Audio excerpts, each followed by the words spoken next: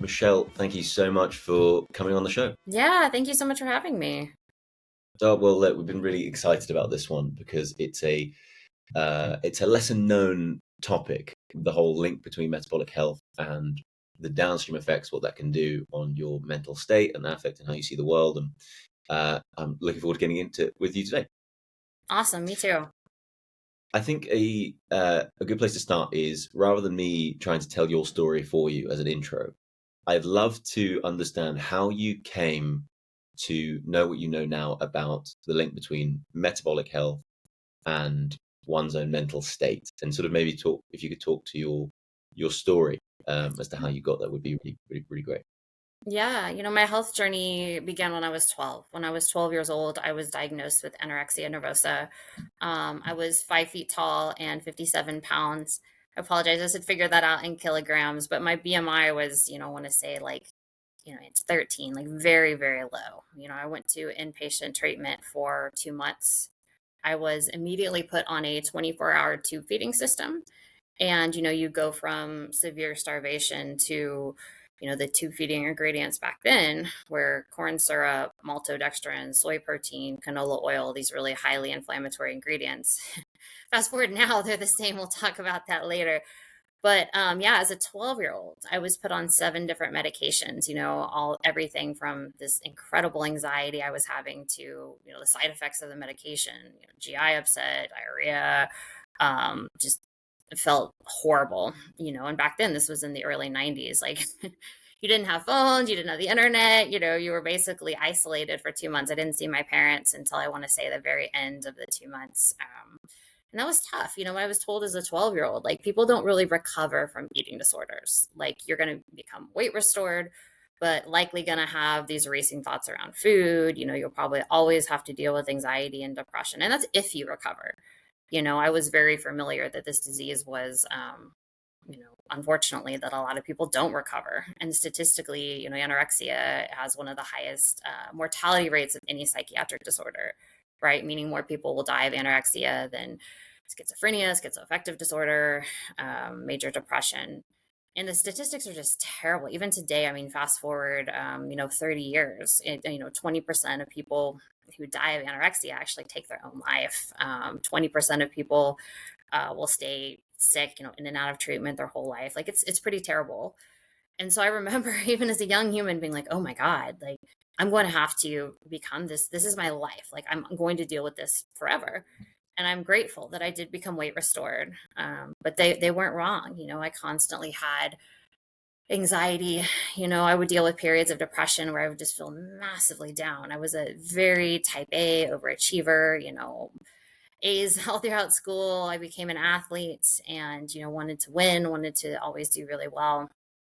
And, um, I kind of had this intuition though that there was something in nutrition that could help me chill out, like could just help with this anxiety. Because I would watch other people. I mean, everyone else didn't seem to be so stressed and have ruminating thoughts around food and be obsessed with what they ate and what they looked like. And so I wanted to become a dietitian because I felt like if I did that, perhaps I could help heal myself. Maybe I could understand the connection of everything I was eating and my mental health. And to become a dietitian, you get your 4-year degree, and then you go to an internship. And man, my internship, there's just things that our preceptors would say that didn't make sense. We go into the room with someone with type 2 diabetes, and our preceptor would say, we're going to teach them how to, eat carbohydrates consistently throughout the day. So they dose their insulin consistently throughout the day. And I remember asking, like, oh, wait, isn't type 2 diabetes a disease of high carbohydrate, high blood sugar? Should we teach them to eat less? And and I was just like pegged as this difficult dietetic student.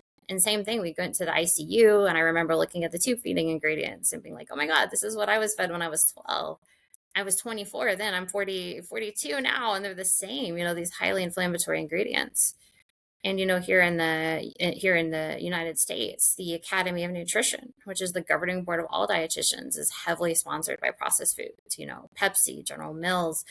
And we were just taught that it's all, protein and calories. It doesn't matter where they come from. But, as a dietitian, I ended up practicing in acute care. That wasn't working. I saw patients come into the hospital with type 2 diabetes, and you'd see them in a few months with infections, pretty soon amputations, kidney failure, heart failure, and you're teaching them the guidelines. Your doctors would tell me patients just aren't doing what we tell them to do. And at the same time, here I am eating all these, whole grains and vegetables and lean protein, and I feel terrible. I dealt with all kinds of, GI issues, my mental health. I was still deal with panic attacks and periods of, depression and anxiety.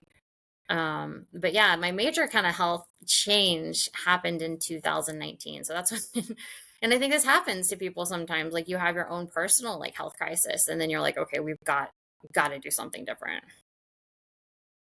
Yeah, 100%. It's interesting listening to you talk about your journey. This might be I don't know, a really bad thing to pull on, but there seems to be a type who are more susceptible to anorexia, and they do seem to be the type A. I don't know if that's a broad generalization, but just as a little side note, and I'm very guilty of tangents, and please, I do encourage you No to go on as many. worries.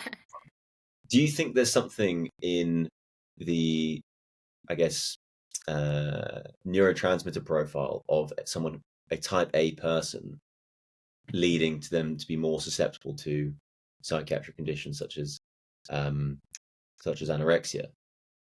Yeah, 100%. I mean, Guido Frank, who has done a ton of research, a PhD scientist on anorexia specifically, has seems like he's identified some specific areas that people with eating disorders, anorexia and binge eating disorder have that other people don't have. And it tends to be an ability like most people who starve themselves for a period of time eventually are like, yeah, we're good.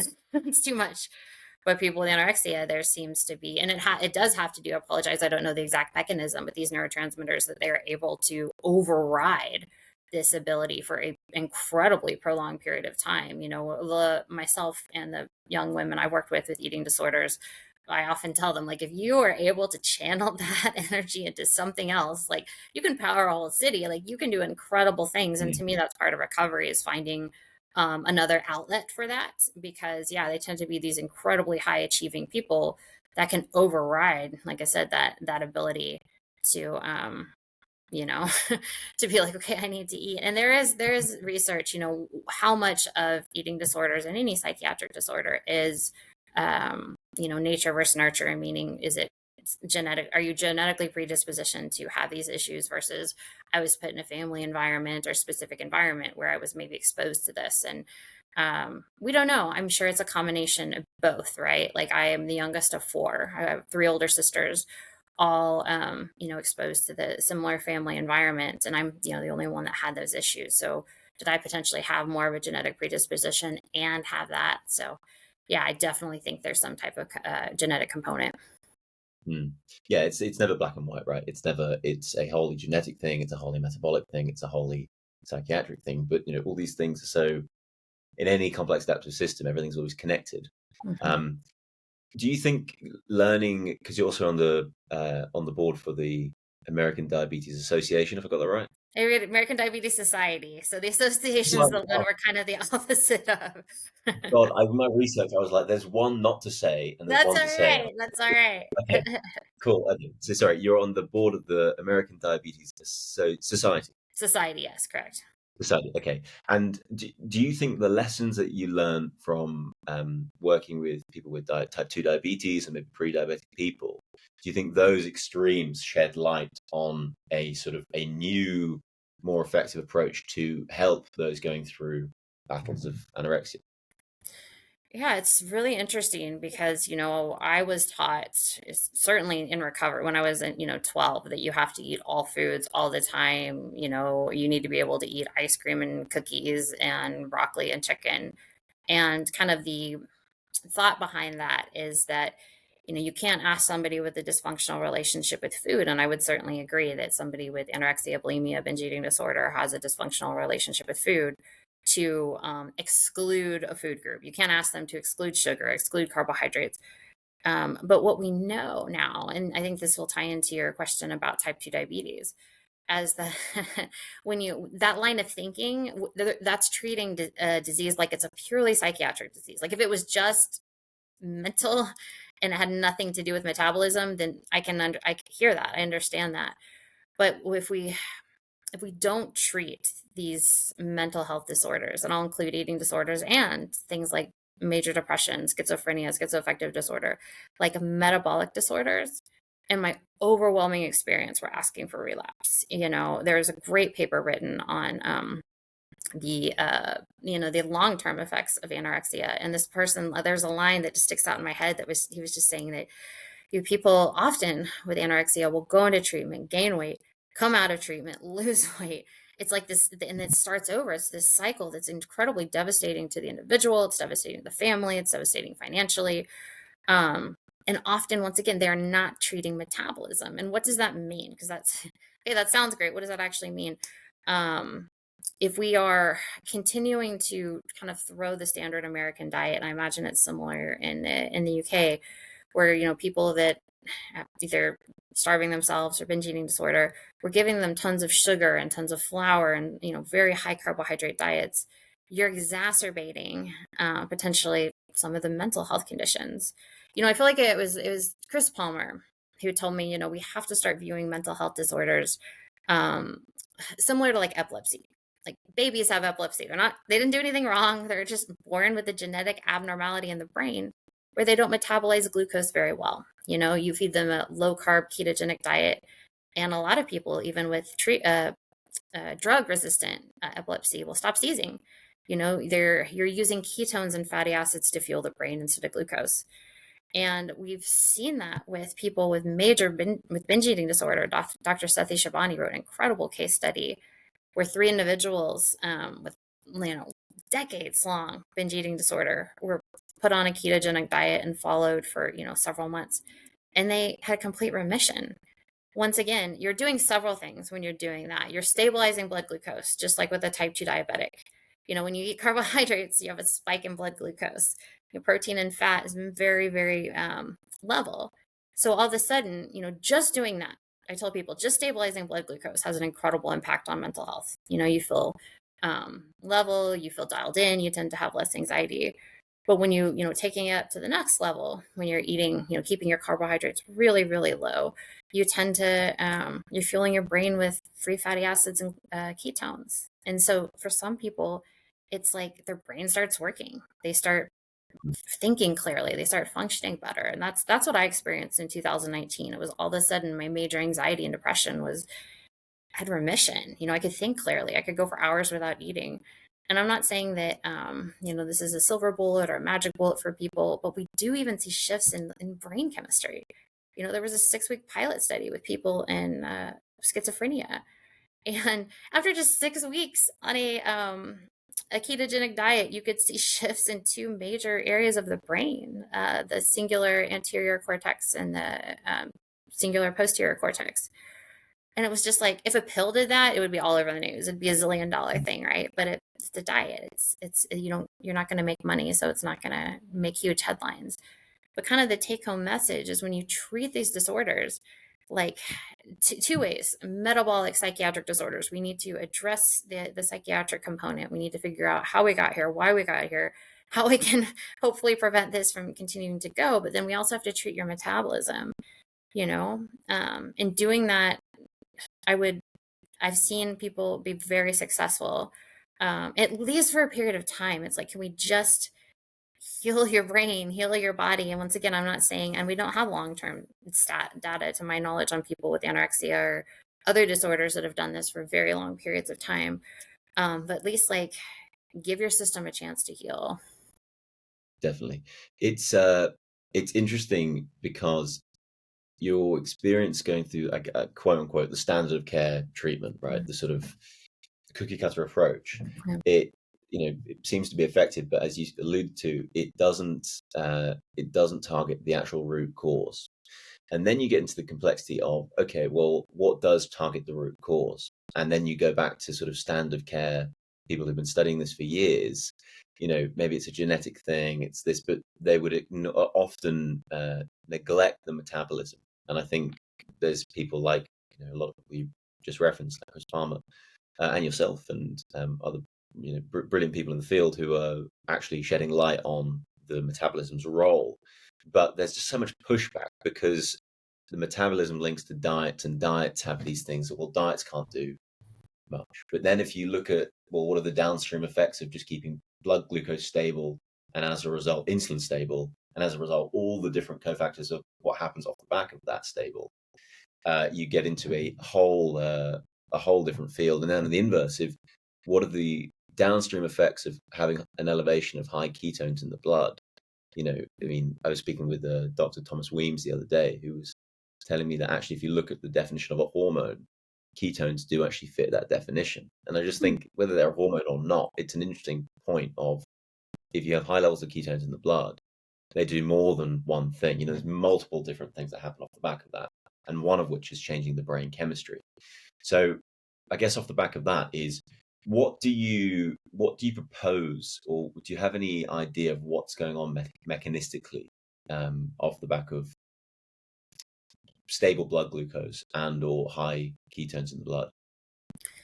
Yeah, I mean, that's a great question. And I think just like starting just with stable glucose, right? Because like you made a really good point. I think it's so easy to kind of look at things in a vacuum, and I think that's what's caused a lot of issues with our current system, because they look at nutrition just, okay, we can't tell you not to do this. It's like you don't look at there, it's not just, there's so many effects of stable blood glucose. When you keep insulin, stable, it's not just like, oh, I feel good, or, oh, there's so many other things happen between, ghrelin and leptin and insulin like growth factor. But I think the things that really jump out to me is, gosh, I was just thinking about like the anti-inflammatory and the calming effect, right? Because like what is going on with somebody who has a major eating disorder, or even like a psychiatric disorder, because you tend to be constantly on edge. You constantly like mind either racing, manic or depressed or up and down. And when you eat a lot of carbohydrates, and this for people with anorexia, what they found too is sometimes they had an increased insulin response, meaning, let's say the normal person eats a banana, they get a little bit of insulin. Well, some people, once again, because you've starved yourself for a long time, the body's like, oh my God, we got to store this sugar. So you get this incredible insulin, release, and then you're going to get low blood glucose. And so then you feel dizzy and shaky. And so then you're scared, but I don't want to eat, oh crap. And so it's just, what a mess. And so just stabilizing blood glucose is you finally have this feeling of like calm, you're not riding the blood sugar roller coaster. And we see that in our type 2 diabetics too. I mean, giving a type 2 diabetic insulin, like it's amazing to me that that's still practiced. Like that is the dumbest, most horrific practice ever. It's like, why would you give somebody something to shove glucose into cells that are already completely saturated? Like it's going to be stored as fat. And if it's visceral fat versus subcutaneous fat, you have a massive increased risk of heart disease. And I work with type 2 diabetics now, because I get to work with Dr. Clan at Ona Health, that it's not like, hey, I eat 15 grams of carbs, I do this exact insulin. It's variable per person, per situation. So you have this obese person with an A1C of 10. I apologize that this might not be the correct conversions for the UK, but we'll just say massively high blood sugar. They give themselves insulin. Well, that amount worked yesterday, but today it doesn't. So I give myself more insulin. Oh crap, now my blood sugar is low. So now I have low blood sugar as a 400-pound human with a massively high A1C. Now I have to eat more carbs to get it back up. Oh crap, now it's too high. What a mess. What a dumb way to do that. And we're doing the same thing with, young humans with eating disorders. It's like, why don't we just get things stable? It's like if your house is on fire, it's like, you wouldn't be like, geez, we really ought to fix the carpet. It would be like, shit, let's put this fire out. Like it's amazing the things we look at and prioritize in health. And I think we've just been so indoctrinated in some of this, like all foods fit. We have to have carbohydrates, where, the human body's requirement for carbohydrates, exogenous carbohydrates, is 0. So it's like, why don't we really focus on protein and fat? Why don't we get these people's brains and bodies healthy? Why don't we get them in a state, like you said, with ketones, where we can reduce inflammation, we can chill out the brain a little bit. And once again, that's not to say you could never have carbohydrates or they don't have a place in the diet. But it's just like anything else. It's like if you're massively inflamed and ill, like let's get that stable before we start adding other things back in. You're annoyingly insightful, and the more you talk, the more questions pop into my head. So it's brilliant, Okay, so many things to double click on. What would you let's go there. You mentioned that actually the human body for exogenous glucose, the demands are zero. Could you just explain that to someone who maybe it's the first time them hearing that and thinking, what? But all the conventional things they've been growing up since day one of I Yeah. need their carbs. Yeah. And I Could mean, you there's still explain? dietitians that think you need 120 grams of glucose or carbohydrates to feed your brain. And that's not wrong, but that your body can make all the carbohydrates, all the glucose it needs from a process called gluconeogenesis. Glucose, new genesis, beginning to make. Your body, there's process whatever that it can use to do that. You only need the human body. You only have 1 teaspoon of glucose in your bloodstream at any given time. Like that's all you need. So once again, your body is very good at, your liver releases glucose. Certainly when you're exercising, your muscles release glucose. Your body makes all the glucose you need. And think about it. Like if that wasn't true, like, okay, we have to eat this many carbohydrates, the human race would not exist. We literally evolved eating the megafauna, right? These large animals. We ate the muscle, the fat. And humans are designed to be able to fast for very long periods of time. We have no, what is this need for cookies, crackers, breads, potato, all these things. And that's not to say, once again, that you can't have those or people didn't eat some, small plants and barks and grasses throughout history. We absolutely know that they did.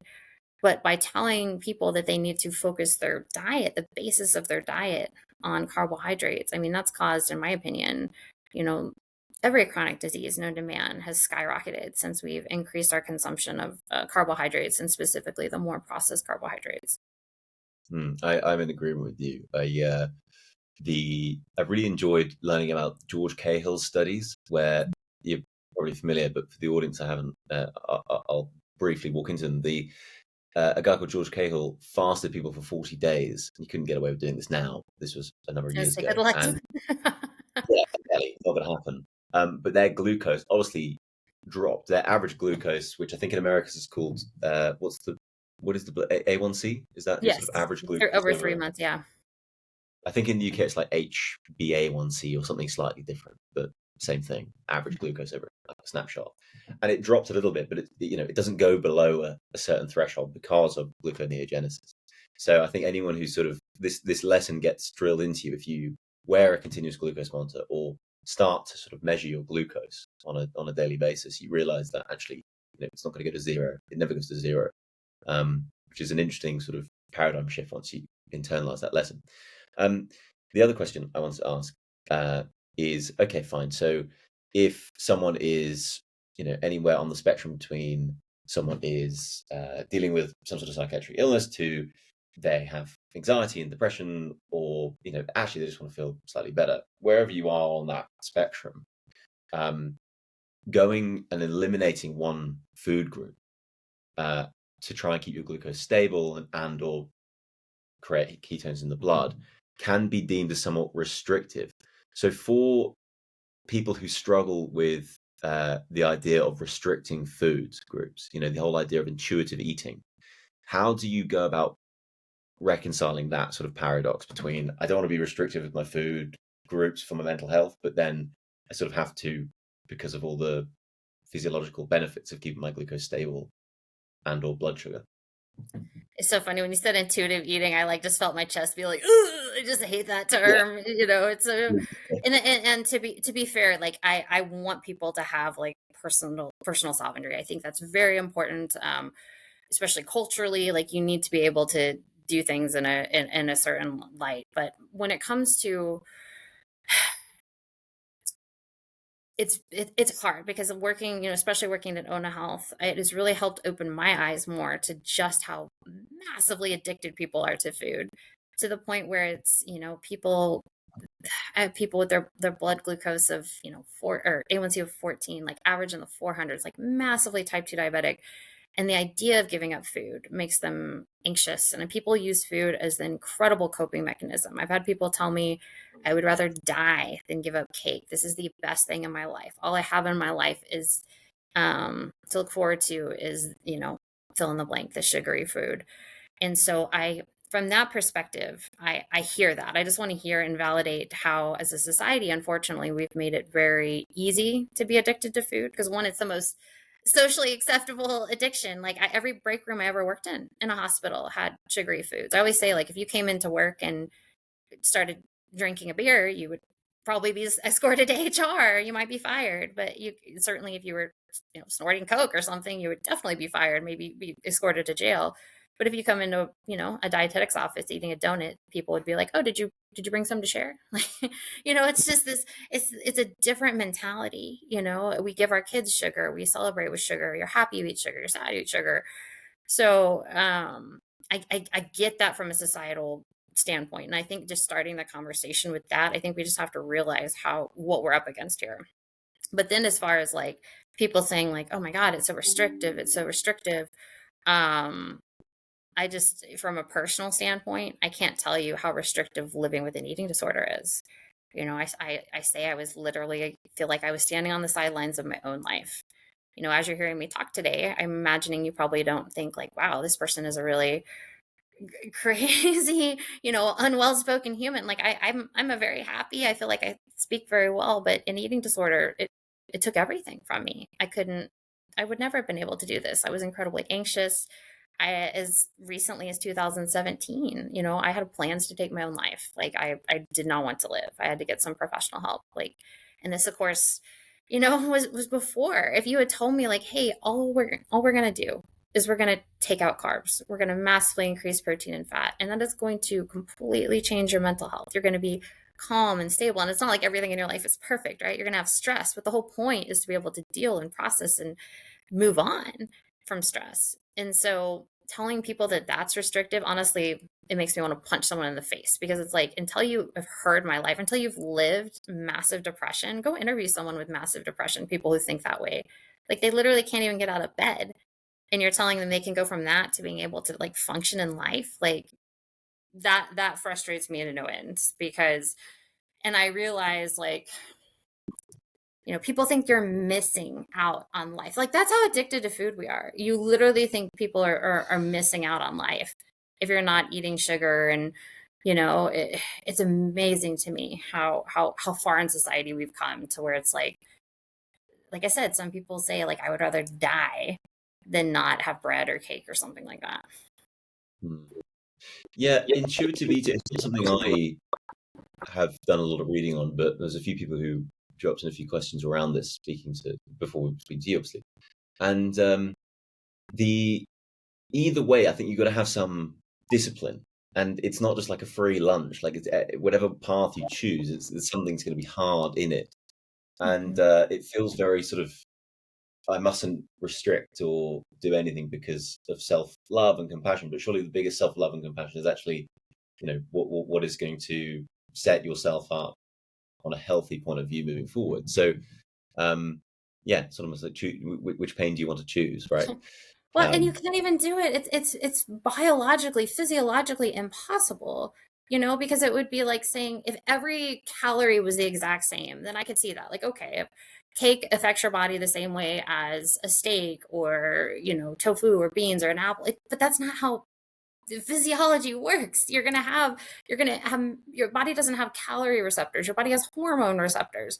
So you're going to get a massively different hormonal response to eating a bagel versus eating eggs, right? And so just to me, that completely ignores that.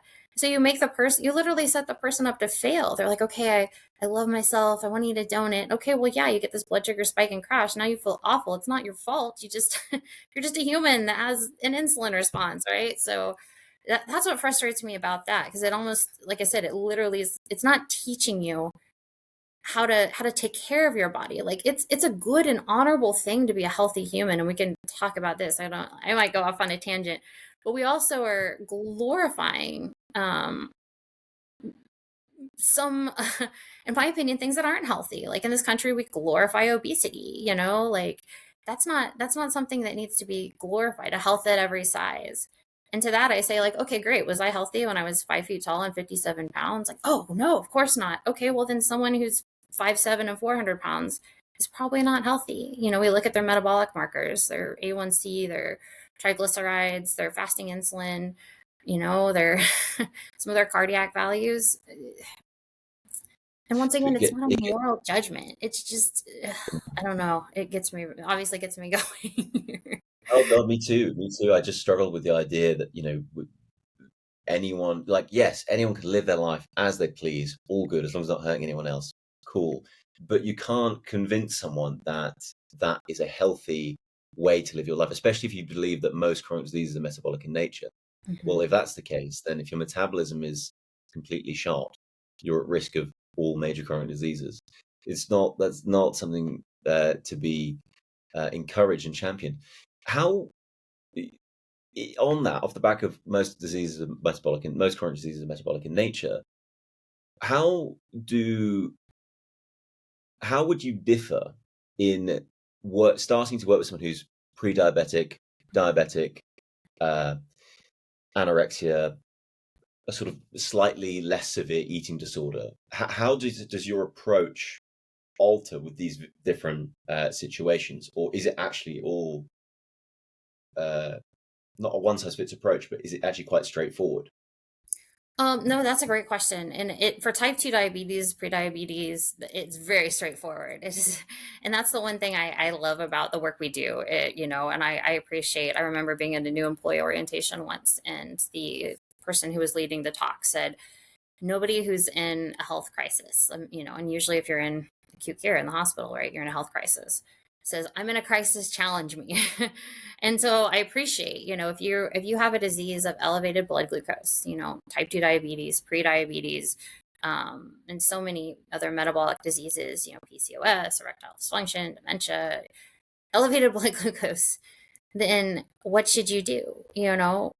Let's get blood glucose down. Like, it seems so simple. Like, I feel like my 6-year-old niece could figure that out, right? This is high, what's bad? We want this to be lower. And so we prescribe a therapeutic carbohydrate restricted diet. We prescribe, we don't restrict protein, fat, or fibrous vegetables. And the people who adhere to that have incredible results. And a gentleman go from an A1C of 10 to 5.4 in 71 days, but I do want to say for eating disorders, specifically for anorexia, it is different. I don't want to, and I don't see anybody in my own practice who isn't a stable weight, and I always encourage people, like, if you're very, very underweight, we need to have your weight stabilized in a hospital. I think we don't have the data, talking to Guido Frank on this, that, because often these therapeutic carbohydrate restricted diets too are very satiating. And so while I've had, I know some people, Nick Norwitz and I wrote a case study on this, people who have gained weight and healed themselves with these lower carbohydrate diets. We don't know. I wouldn't feel comfortable with somebody with anorexia just doing that, because also carbohydrates elicit an insulin response. And often, if we're trying to gain some body fat back, we want an insulin response. Trying to gain muscle, we may be utilizing an insulin response. So it is definitely a little bit different, with somebody with anorexia versus, and it also kind of just depends on where they're at. Are they weight stable and we're trying to impact mental health? We might do something very similar to, type 2 diabetes or prediabetes. Okay, that's clear. Tell us about your paper with Nick Norwitz. Yeah, we just wrote a case study, 3 different individuals that had like lifelong anorexia, and ended up utilizing, a therapeutic ketogenic, mostly animal based, eating a lot of beef, butter, steaks, things like that, and had remission, and so much talking to all of these individuals, um, the stabilization of the brain, it's like all of a sudden they felt like their brain was functioning. They didn't have this desire to starve themselves, or, having been in treatment, they did the kind of the standard thing where they go in treatment, gain weight, come back, lose weight. And so, and for us, the goal of that paper, was to just try to shine a light on, we need to start exploring different resources for people with eating disorders. We need to start exploring different, addressing the metabolism, because first of all, in the US, there's no current standard of care, which is very interesting. I mean, you could go to one treatment center in Texas and one in Washington and one in California and get a totally different treatment. You'll probably still be fed the standard American diet, and, you know, um, standard tube feeding, very high carbohydrate, all foods fit, but it's not standardized. But the results aren't good. The results, are worse than they were when I was very young. So for us, we're just saying like, hey, if this current approach isn't working, would it make sense to explore an alternative approach that addresses metabolism? Okay. I actually really enjoyed reading the paper. It was really Thank you. good, and I will just the title for people listening is Animal-Based Ketogenic Diet Put Severe Anorexia blah, blah, blah, start again. Animal-based ketogenic diet puts severe anorexia nervosa into multi-year remission, a case series. So we'll put it in the show notes. I do encourage people to read it if they are interested, because it's really cool. However, the question I have off the back of that is, okay, some classical ketogenic diets are sort of, more dairy based and they push for higher ketones, right? Versus something like a carnivore diet, which is a type of ketogenic diet. However, you would have more gluconeogenesis, you would have lower ketones. So how do you view the traditional ketogenic diet, more dairy based, etc., versus something like a carnivore diet? And are they both equal, and what are the nuances there? Yeah, I mean, if you're trying to be in therapeutic ketosis, like you really, like I need to be in ketosis for fill in the blank, like somebody has a major cancer they're trying to treat, or, if you really are saying like, hey, I work with a woman now who's anxiety her entire life, and she's like, I want to be in ketosis.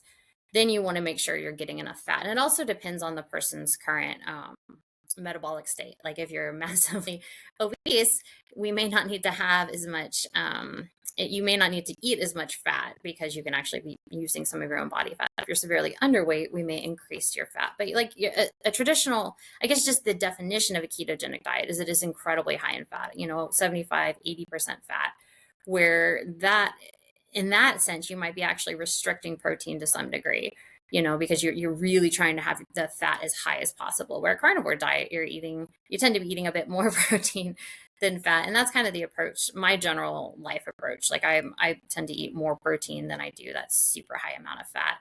And how are they as effective? I mean, I know people who do both, and they tend to be just fine. I think, and they both stabilize blood glucose, and I've had people be in ketosis doing a carnivore diet, not necessarily having as high amount of fat. So, yeah, I guess I don't have a great answer to your question. Like, do they both work? They both, I've seen great results with both. So, but if somebody came to me with like the specific need to be in ketosis, I would probably lean them a little bit higher on the fat and potentially, and it's not like a low protein diet. It's just, you're not going as crazy with eating protein. Yeah, you're just being, I mean, in my experience, my mum got diagnosed with a pretty aggressive cancer last summer. She's all good now, all clear, which is great. Okay. But as a result, it was, okay, I'll do the diet with her. Or I do the ketogenic thing with her. So trying to keep a GKI of, below 3, so quite high, or quite hard to do. Ketones above 2.5, quite hard to do. And I guess going through that process, I sort of felt that, my ketones aren't as high if I have so much animal protein. And I sort of thought, well, actually, the carnivore then isn't really a ketogenic diet, but it is. It's just your ketones aren't going to read as high, but it completely is a ketogenic diet. And actually, I spoke to Dr. Anthony Chafee the other day. I don't know if you've heard of him. Of course. Okay, cool. Of course you have. So he actually, I mean, his argument was really compelling around giving carnivore a go, like really strict carnivore. And I've actually been doing it for a week now. And I feel really good. So yeah, the whole animal based side of things is I'm going to keep going for maybe another month or two and see how I get on. But you're also a very serious runner. You've done the Boston Marathon multiple times. You're an ultra runner. I've never done the Boston Marathon. I've qualified multiple times, so thank you. Oh, really? Well, so you've qualified multiple times. You haven't done it. Yeah. Oh, It's very expensive. It's expensive to go. It's expensive to do it. Oh, sorry. I assumed qualification meant you did it. My bad. Okay, well, fine. You could have if you chose to. I saw on your Twitter the other day you did a casual 20 miles before 9 a.m. or something. So you're a serious runner. Yes. For those thinking that, okay, well, if you've been, I used to play a lot of rugby, and the nutritionists at the club I was part of were saying, like, you've got to have a lot of carbohydrates, etc., etc., etc. How does the ketogenic diet and/or animal-based, how does that diet work in the context of athletic performance and ultra endurance? Yeah, it's really interesting as an ultra runner. So, ultra running is defined as running anything longer than a marathon. So, I'm getting ready for a 50 miler. I've done a few 50s. I've done like 6 hour races. A goal of any runner is you want to be able to defend muscle glycogen, right? You want to be able to not hit the wall. And so what I found, and my coach is Zach Bitter, who also is a lower carbohydrates diet. He's actually experimenting with a higher carb diet right now, but has been low carb for like 12 years. Is that when you follow a lower carbohydrate diet, you actually increase your body's ability to burn fat and utilize fat for fuel, even at faster paces and higher heart rates. And like, why is that important? Because, I have to take in less carbohydrates when I'm running. If now that I've done ultras, people will be taking these goos and gels. And even I have a friend in town. I did a marathon yesterday, and just people just taking in so much sugar throughout this race. And once again, I'm not saying that you don't need to take any carbohydrates. I want to use carbohydrates specifically and strategically. But if I've trained my body to burn more fat, I need less carbohydrates. Where let's say if I was a super high carbohydrate human, I might need 50, 75. The David Roches of the world eating 120 plus grams of carbs an hour. You're just so much more likely to have like a lot of GI upset. And the question also becomes, is it healthy for most people? I'm not talking like the 0.000001 elite athletes, but most people to be eating that much carbohydrates and that much sugar all the time. Because it's not just during the race. Most marathon runners or people training for races are going to eat carbohydrates before running, after running, all day long. We're seeing people, athletes, have prediabetes and type 2 diabetes. And so, for myself, I found that following a lower carbohydrate diet, one, kind of counterintuitively, I was recovering a lot better. My muscles weren't as sore. I was able to train, the next day. I was able to go do a 20-mile run and come back and do, a 15, 10-mile run the next day. Where when I was a really high carbohydrate athlete, that was difficult. I was injured a lot. I was, had a lot of other issues. So yeah, it's kind of a different way of thinking about it as opposed to mass needing carbohydrates all the time. I'm using them very specifically and strategically, within my very long runs, potentially after my long runs to really support, defending muscle glycogen. And then the rest of my day tends to be focused more on the protein and fat. What do you think about exogenous ketones? I've used them a couple times, and I personally, I hear all kinds of good things about them. I know a lot of athletes who use them. I know busy people who use them and focus, and they feel really good. And I've never really experienced that. I've tried it, and I think if it works for people, that's great. I think if once again, if you had a major cancer or something, and it's really a goal to get your ketones up, then I think those could be a great tool. But yeah, one, they're incredibly expensive. And two, often the effect is pretty, it doesn't last very long, And so I think all that needs to be taken into consideration. I started using product Ben Bickman recommends, yerba mate concentrate, a drink that, has been shown to naturally increase ketones by up to 70%. And I've been way impressed with that, like more so than when I used an exogenous ketone. So little plug for Dr. Bickman and the Unimate. Yeah, I was going to ask you about this. So my understanding, well, just to sort of just so I understand, it's not, there's not like any exogenous ketone or precursor in the yerba mate. It just helps stimulate your own process of moving your fat to the liver to then get converted into ketone. Yeah, it's pretty fascinating. Like, I had no idea that yerba mate had several clinical studies on it. I felt like it was 2019 again, and I was like going through PubMed looking at ketogenic studies. There's several. It's very high in chlorogenic acid. That's probably the biggest thing with this specific yerba mate is, has, from what I understand, like 365 times the amount of chlorogenic acid as like regular yerba mate. And what does chlorogenic acid do? Chlorogenic acid does a few things. One, it stimulates your body's own endogenous GLP-1. So you have a more, this is a big talking point right now. You have a bigger GLP-1 response. And that will increase free fatty acid oxidation and ketone production. And also, one thing that chlorogenic acid does is it stimulates the liver to produce more glutathione. And glutathione is an antioxidant that, well, it does a lot of things, but one of the main things it does is it just reduces inflammation. It turns your body from a more oxidative to a redox state. So for me, it's helped increase fat oxidation. I'm already pretty, um, my fat oxidation rate's pretty high because I'm a lower carbohydrate human. But anything one that can help me do that, and then on the back end reduce inflammation, because obviously as someone who runs a lot, I'm creating a lot of inflammation. It's been great. If you had told me like, oh, you're going to replace some of your coffee with this, I would have been like, get out of here, because I love my coffee. But yeah, it's a really it's just such a cool. There's so many garbage supplements out there, right? That it's been really interesting to see the research on this, and now to do some work with this, and now I personally use it. Brilliant. You give me a new thing to buy at the end of this podcast. Yeah, I'll I give always you a link. I have all these conversations, and then inevitably I always order a book or some product after. It's great. Nice. So I guess off the back of that is, would I need a concentrated supplement in question, or actually if I just does drinking yerba mate have the same effect? Yeah, you can't just go to the store and buy like a yerba mate, because once again, it's ultra concentrated. So you're going to get like, that's what the potency of the chlorogenic acid is really what. Well, I mean, I guess there's several things. It's chlorogenic acid, theobromine, the mate sapins that all kind of work synergistically together. Nick Norwitz, he is so like research specific based. Like he did a video on that, and he wanted like, I want the concentration.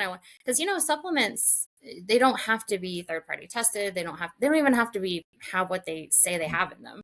And so good companies will have that all available. They'll say, okay, this is the batch. We can verify through third party testing that the potency is correct. And so yeah, no, it's been a very impressive addition to not just myself, obviously using it for the anti-inflammatory, but anytime you're increasing your body's own endogenous GLP-1, you're also helping reduce food noise, you're helping with cravings. So using it for some of my clients, having them, and it's just simple. It's like, hey, drink this. It's been really interesting, and it's just been another, kind of tool in the toolbox. Yeah, fascinating. I'll definitely give it a go. I love coffee and caffeine, and so anything to add that in, but with some extra benefits, I'm always interested in. And actually, the theobromine is an interesting compound, because that isn't. I mean, it's used in a lot of pre-workouts and things like this, but that, to my knowledge, isn't in coffee, is it? No, not, or if it is, it's probably an incredibly small amount.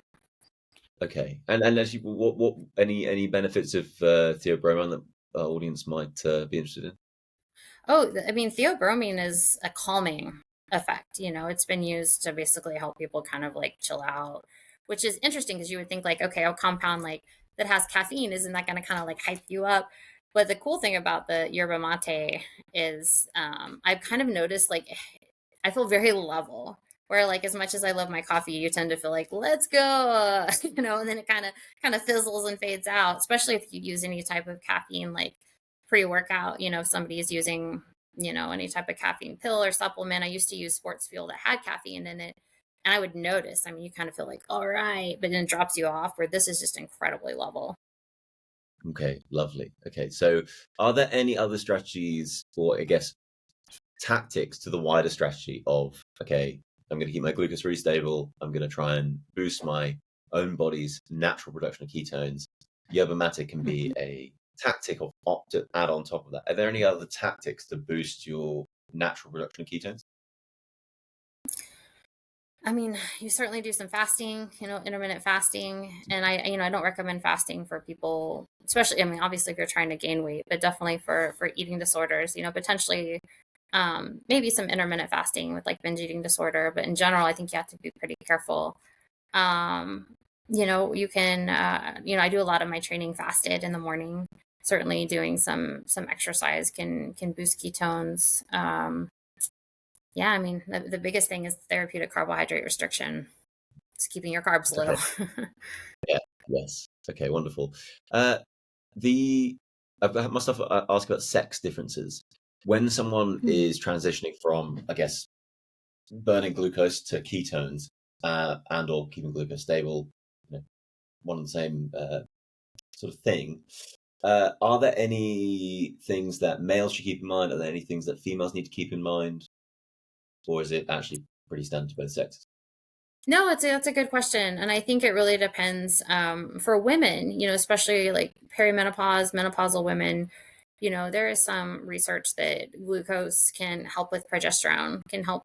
And so that's something to like take into consideration. And what does that mean? That means that a lot of times with people that I work with that are going through menopause, or like I said, perimenopausal, we might have you follow a very low carbohydrate diet. Like if you're on your period, day 1 to day 14, and then day like 14 to when you have your period next, you may incorporate just some whole food carbohydrates. And once again, it can be very low. It might be like, okay, as opposed to being 0 carbohydrate, I have 25 to 40 grams or something like that. Where guys, we don't really see that issue because you're not dealing with estrogen. Well, to the degree, you obviously still have some estrogen. But yeah, I to my knowledge, I haven't seen anybody that needs to kind of mix it up or change it. And also too, like if you're a metabolically healthy person, let's say maybe you had severe metabolic dysfunction, you have type 2 diabetes, or you have severe anxiety or eating disorder, you follow a low carbohydrate diet for throughout a number 6 months, you're feeling great, everything is great. And then sometimes people like notice, like, I don't feel as good. Like, what's going on? I always encourage people, it's okay to grow, to move, to learn, to evolve, right? Like, maybe you just need to add a little bit of carbohydrates back in. You're metabolically healthy now. Like, the goal isn't to be 0 carb forever. The goal is to be able to burn both fat and glucose. And so I often have people that'll add just a small amount back in, like, oh yeah, now I start having some blueberries, I have some rice, whatever, and they're totally fine. Once again, they're not eating 200 or 300 grams of nonsense like the standard American guidelines, but they're just eating some whole foods. Okay, so metabolic flexibility is Yes, sort of that's the word. Thank you. okay. That's like what we should be aiming at. Yes, In your opinion. truly the people who are most successful have metabolic flexibility. Often, and I often, for my training, I'm eating carbohydrates. Most days, but then when I'm not training, I might be very low carbohydrate. When I'm training higher, I'll have more carbohydrates. And even like my wife, who doesn't run, it's like most days pretty low carb. Some days may have a few more, and it's totally fine. So I don't want people to ever think like I have to be this way forever and ever and ever. And if I'm not feeling well, I can't change. Most people are going to benefit dramatically from being low carbohydrate, for a set period of time, just because our whole population is so metabolically unhealthy. Most of our population is going to benefit from having more protein and more fats. We don't get all the good fat soluble vitamins D, E, A, and K now. And just doing that is going to make you reduce processed foods. So, but there is some nuance to it, especially like over time. Yes. Okay. I think for adults, the message is super clear. Tell us about your children's book you wrote. Yeah, I wrote a book called The Fox Family Food Fight. I actually was inspired.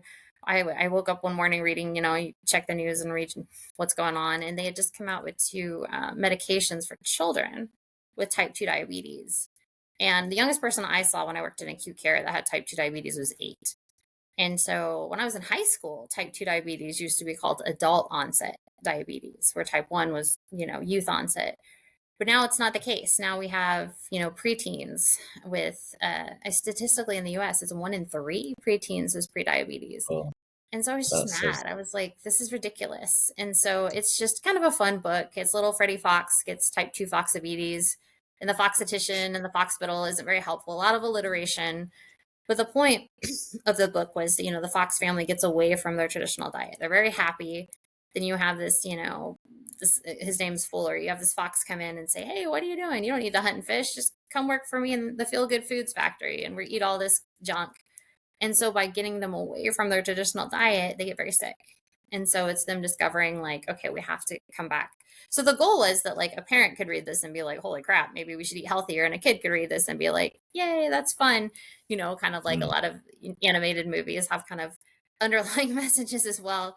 So I'm really grateful. I had that book. I had a wonderful couple fully fund the process of that book. So every sale of that book, we have a food pantry in my community that actually is able to take ground beef. They have a big freezer. And so every month you would just chop off the sales of that. We have a regenerative farmer who provides beef at a pretty low cost, and it just goes straight to the food pantry. So it's kind of a cool thing. It feels good to be able to give back. That's really cool. Thank I'd you. like to support that. I will order some copies and No, send them thanks. to one for me, and then I'll send them to my niece and or two nieces and nephew in Perth, Australia. So they'll I like that. appreciate that. Cool. And tell us about your other book as well, The Dietitian's Dilemma. Yeah, so that was my first book. And, it's like one of those things, once you get your health back, it's hard to unsee, and I was still working in acute care at the time. And I was told that I had to tell type 2 diabetics to follow the standard care, and you're not allowed to prescribe. I mean, this was 20, or I mean, this right at 2019. Of course, today are still the same guidelines, same standard of care. And so I just wanted to write on disease states that I felt like I could speak very well on, that we had very good evidence for therapeutic low carbohydrate nutrition. Type 2 diabetes, mental health disorders, eating disorders, heart disease is another one, and sarcopenia. Also, I have a chapter on like where the nutrition guidelines came from, because it is totally bizarre.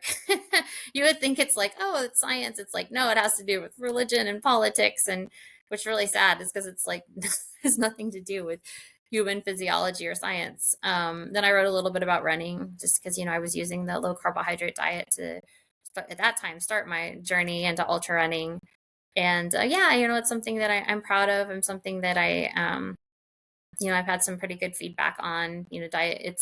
It's hard, because if you're a dietitian, what do you do? That was my dilemma. Like, okay, I can't work in the system that's basically forcing me to teach things that don't work. Hmm. It's funny. I think people talk about limiting beliefs a lot, and I think often they're around sort of squishy concepts.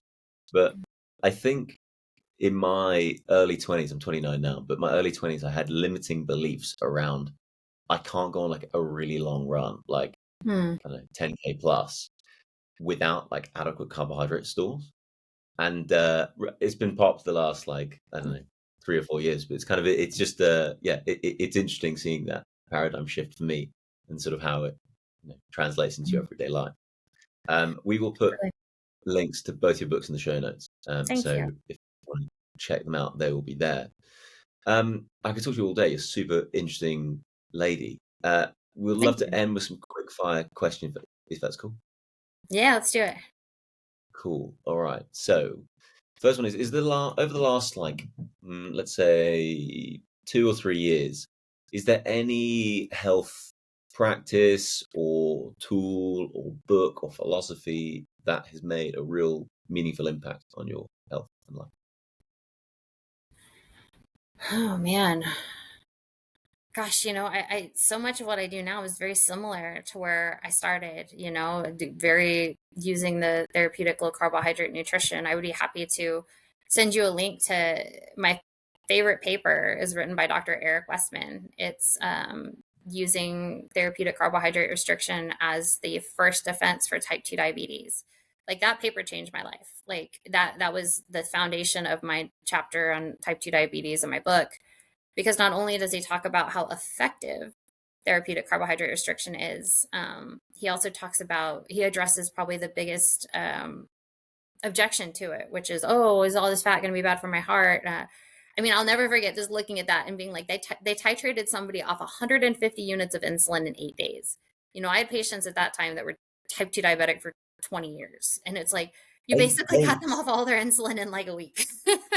So, and I mean, yeah, that I read that, back in 2019, and I still reference it. We actually he's on the American Diabetes Society with me, and I was like, you have to write some new papers because that's Wow. getting outdated, but it's still very relevant. So, Okay, great. Well, I'll put that in the show notes as well. I have to check yeah, out the original paper. I'd like to read that because I that's think great. that's it. Like to get to where you're at, there's a lot of, but what about this?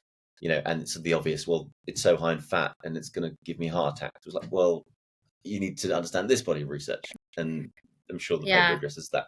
So, Looking at LDL and saturated fat in a vacuum is just I mean, probably deal with yeah, that until the day I die. People being like, fat's bad for you. I'm like, well, the human race would not exist if that were true. So we yeah, could talk yeah. 2 I more mean, hours about that.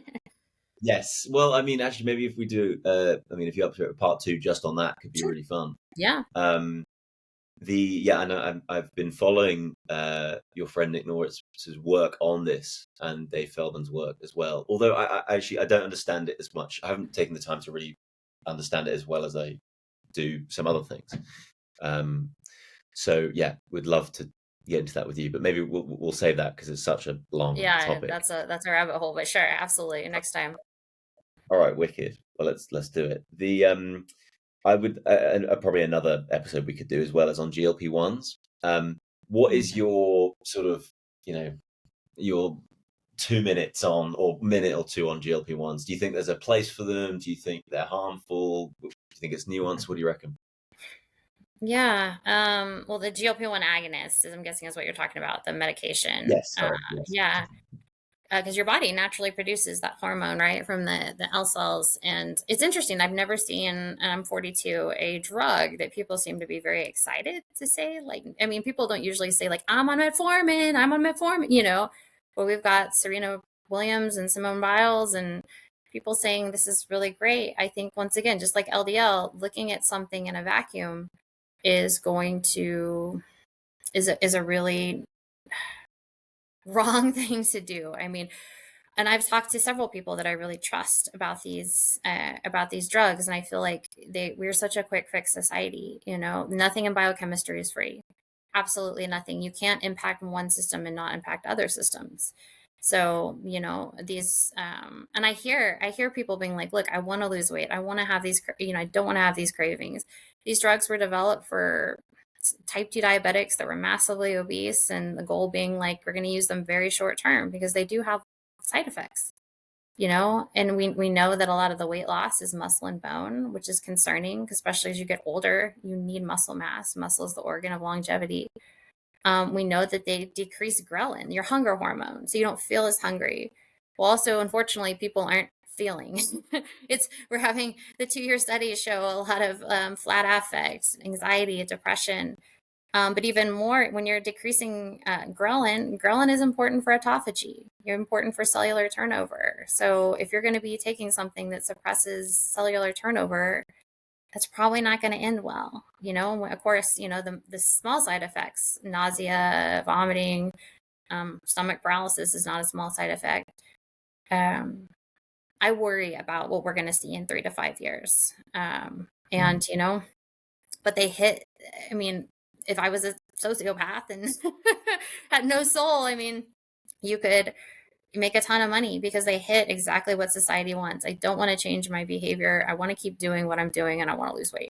And they will help you do that. But once again, nothing in biochemistry is free. There will be some consequences down the road. So talking with Dr. Bickerman about this, the goal, once again, was supposed to be very short term to get people started while you're following this high protein, low carb diet, doing resistance training. But I would put my house that 90% of people aren't using them in that way. So that's once again No. why I drink the yerba mate, does the same stuff, no side effects.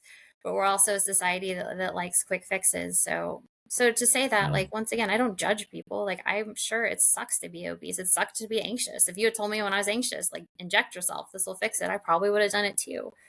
But then you have to consider, like, once again, what are the side effects? Is there an alternative option? And if I'm going to do this is another thing. A lot of patients that I've talked to that just get put on these, I'm like, well, what's the plan? What do you mean the plan? Well, how long are you going to be on this? Oh, I don't know. Well, okay. Well, how are you doing resistance training? No. Are we changing what you're eating? Yeah, kind of. I don't know. It's like, oh my God, there's no, Yeah. just, you can't be injecting your body with, and it's amazing. It's an injection, it's amazing that it feels like an overriding of common sense. So, It does. I feel like it might be great for some people, and that's all well and good, but there's a whole host of people who are taking them who they don't need them, and they are taking them, and then they're chronically just the nutrient deficiencies off the back of taking them because they're not eating anything. They're like, "Oh, I'll just have like a cracker or something." oh yeah, So it's like it'll there's it'll kill no your definite. appetite. It might make you throw up. You're gonna lose weight. Oh Most God, people's yeah. And goal then the other one, most people want to oh lose fat, not muscle and bone. yes, the other one I've heard about is people are microdosing it like a couple of weeks before a holiday and things. It's like, really? I mean, I don't know. It's yeah, watch this space. I'm with you. I'm not optimistic on the long-term effects of it. It just feels too easy. Well, and Um, they're literally right now in the process of developing a drug to combat the bone loss that these drugs cause. So you can oh take that God, and take the bone. It's yeah. just, I just shake my I've heard head. about It's people. just, it feels like a reflection of kind of where we're at as a society. And once again, it's not a judgment. If somebody wants to use these, I hope you do it very strategically and intelligently, 3 to 6 months, and do everything you're supposed to do with it. But just, that's just not what I've Mm, been witnessing in my own clinical practice.